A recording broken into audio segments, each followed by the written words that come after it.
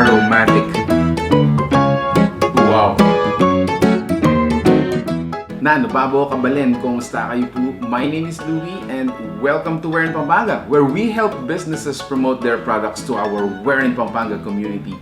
For today's vlog, it is our second time to promote EME KANAN PH in this very room. No? So once again, we would like to thank EME KANAN PH for sending us your products for us to try on. On our table, we have their staple food. We have some wings and some pasta and of course, some milk tea. So I want to start with the milk tea. Right, let's taste this. Para tong, I think this is the Thai milk tea, if I'm not mistaken. Ganun yung pangalan nito. And wow! That is really creamy, very tasty, very evident yung tea na ginamit nila. But above all, I like it because it's really creamy.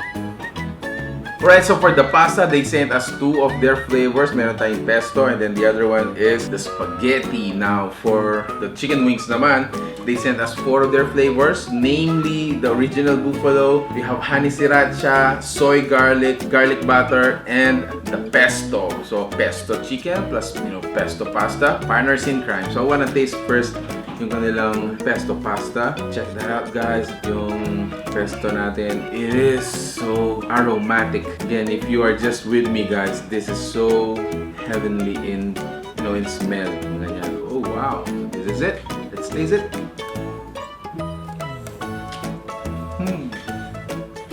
Wow, for me, honest opinion, it's a little bit salty for me. But I guess siguro kailangan mo siyang mix it all up para mag-even out yung flavor. Because what we did here is we put the pesto na parang toppings siya. And I just, get a fork full of this pasta right here.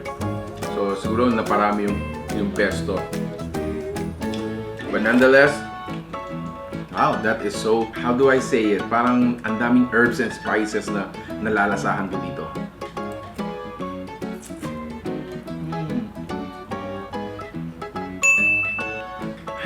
Wow.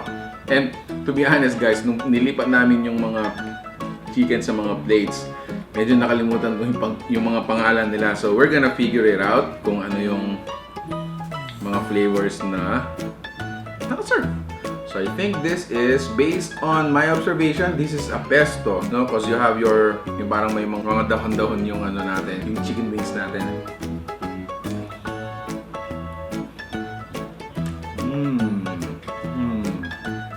Wow!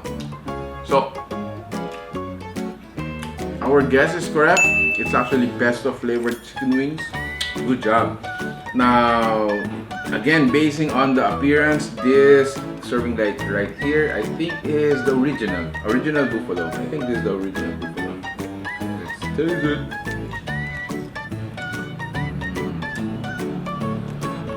Oh yeah.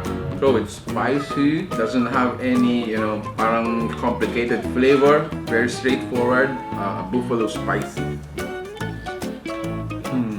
So on this side, I wanna taste naman yung kanilang, I believe this is a garlic butter. Oh yeah, it smells like garlic, it smells like butter. So it's a garlic butter.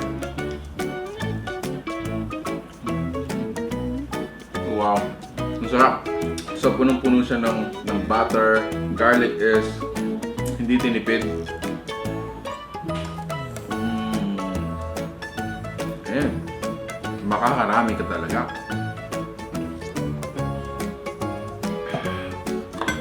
Okay, so I think for this vlog, we're gonna taste lastly this, yung special spaghetti nila. Basing from their Facebook fan page, a lot of people actually are enjoying the flavors and the taste.